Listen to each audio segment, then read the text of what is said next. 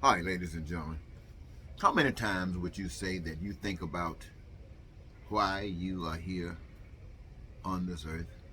Do you think about why human beings are gathered here on this earth, going through and enduring the things that they experience daily, over and over, generations to come?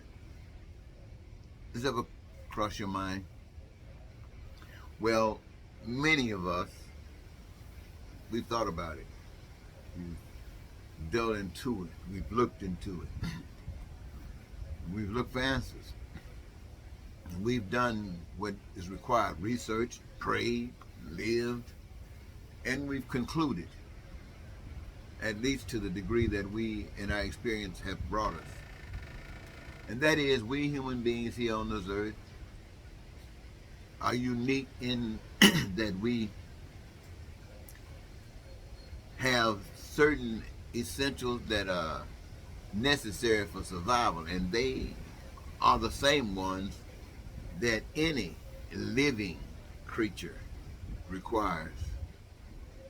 And so the evidence of the connection of it, the creative process that's intertangled with one another, is an expression of a unity that what is required for life is required for life.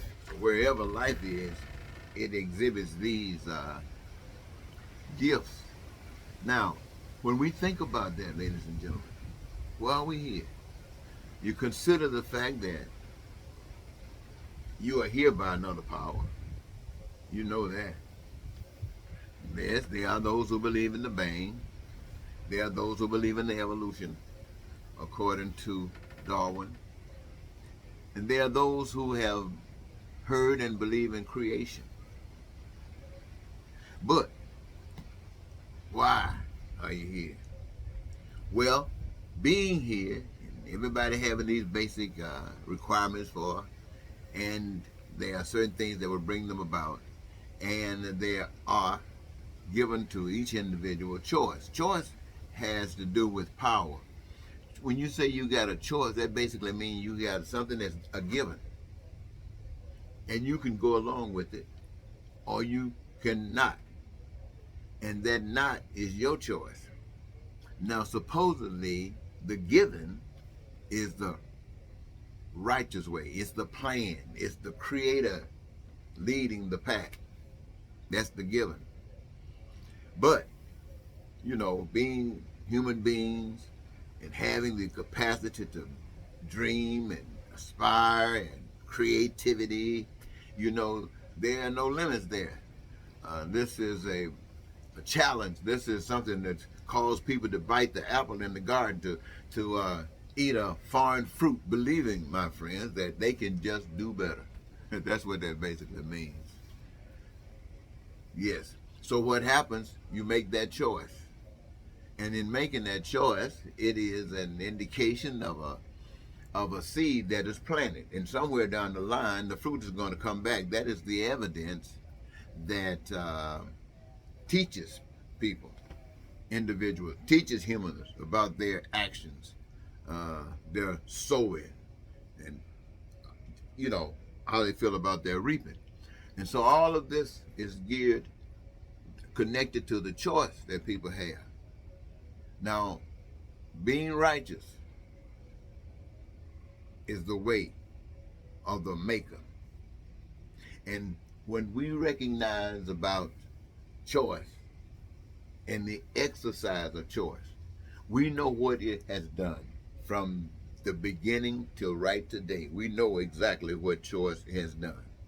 It has gotten us so far from God till the worst things that mankind can do have basically been done. Even trying to destroy the earth.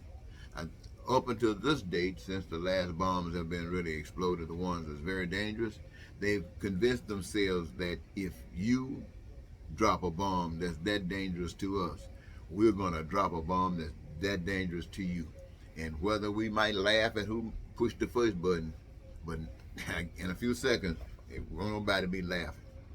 And so they got everybody at a standstill because everybody can destroy themselves. Not we are abstaining from all that other stuff because we care about one another. Not that we have compassion for one another. We have not matured to that level of consciousness. We are enemies at one another, meaning basically that we want what you got, we maybe deserve it, or we got the power to take it. All of that gives evidence that people are so far away from making the right choice. But they've tried everything and nothing has worked.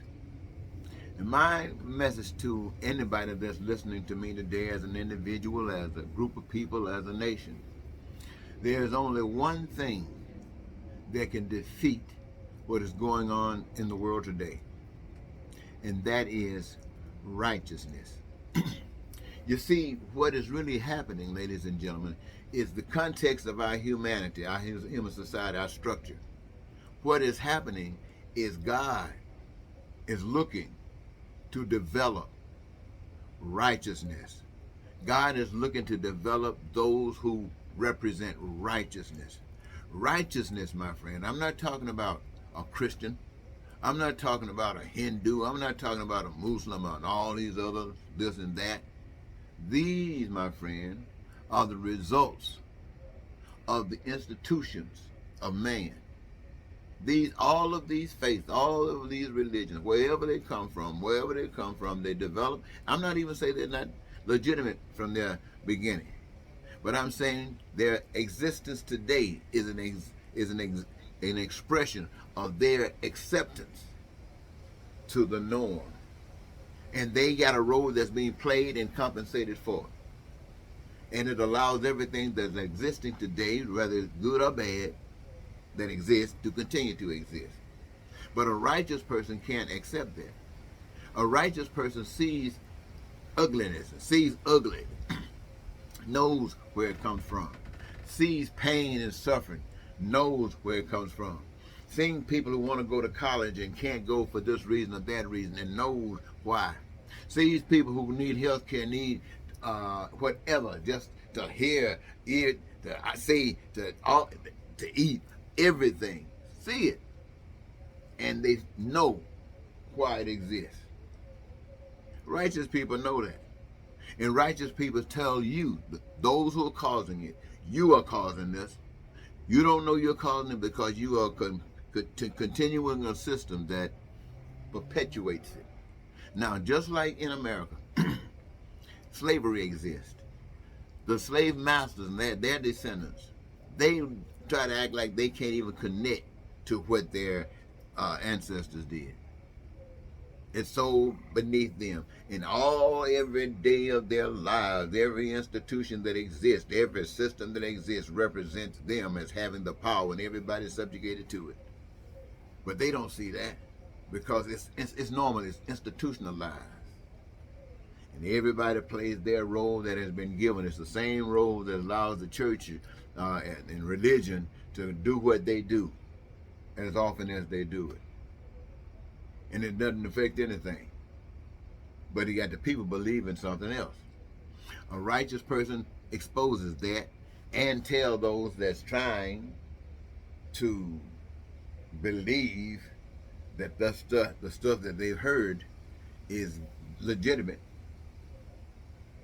not understanding why it's not having any effect, or glad that it's allowing them to be free of any additional stuff. So, but the righteous person tell look, people look for God all the time.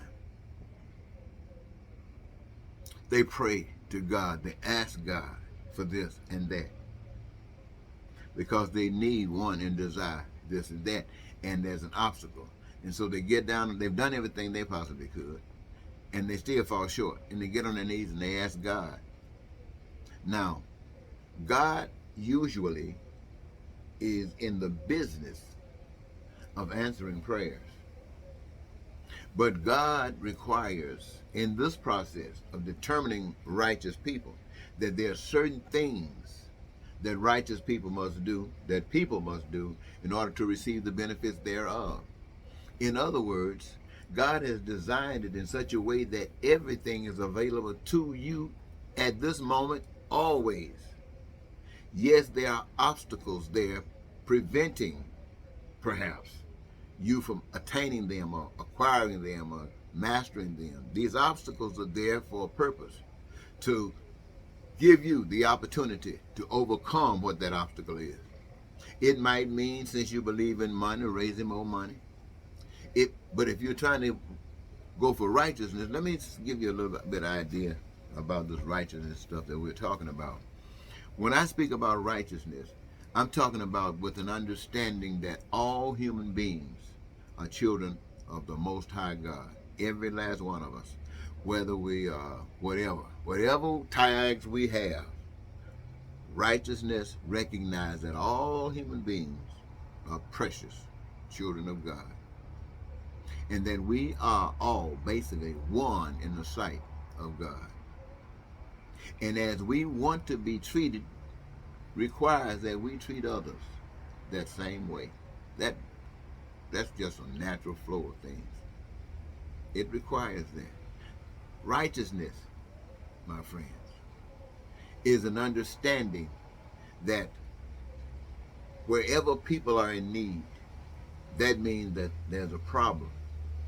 Righteousness sees that and understands the cause, the nature, the cause of it, and how to fix it. That's righteousness duty. Now, the problem exists because in having and exercising choice, this power or this existence here has one thing in mind, and that's to control, that's to master power. The same thing that told some people that you are more special than others, that you deserve more than others, and we're going to have to do this in order to do that. These same kind of people told bigger populations, told nations this, the same kind of message. And what it took for these small situations to be successful, which is exploitation and abusing others, is the same thing that took, and for the bigger picture. But it's the expression of the choice. It's the expression of men who have just stepped away from the path, and it's still calling people back to righteousness, because only righteousness can point this out, and only righteousness will stand up against this stuff. Religious people won't stand up against this stuff. Religious people will do what the system allowed them to do: raise some picket signs, walk around, and they might even give them a microphone and let them talk a little bit. And if things get really tough, they might even allow them to get a little bit more money. But they're not going to do anything for change. That's with religious people.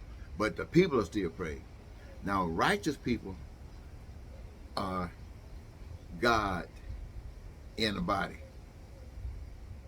Your problem, your prayer to be answered by righteous people. God in the human form, in human bodies.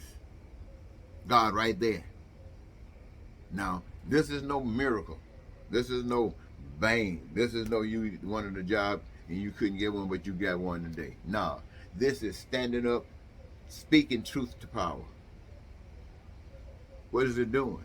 It's edifying righteousness and those that represent righteousness. What is it doing? It's showing God out through actions of righteous people.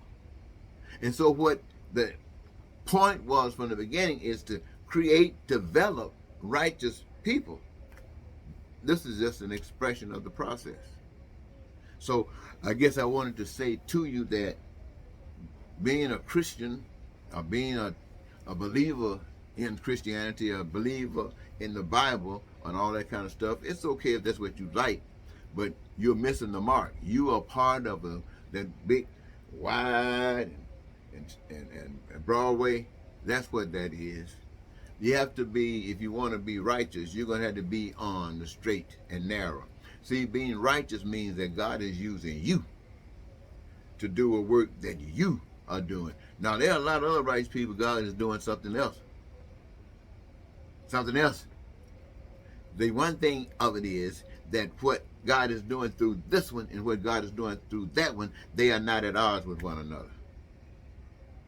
They are working in concert with one another to achieve the proper end. Well, I think I might have talked to you long enough in this moment in time. I want to thank you so very much for giving it to me, and I hope that I've said something one way or another that might be beneficial to you in your life situation. Again, I want to thank you, and this is Eddie Marcus saying good night.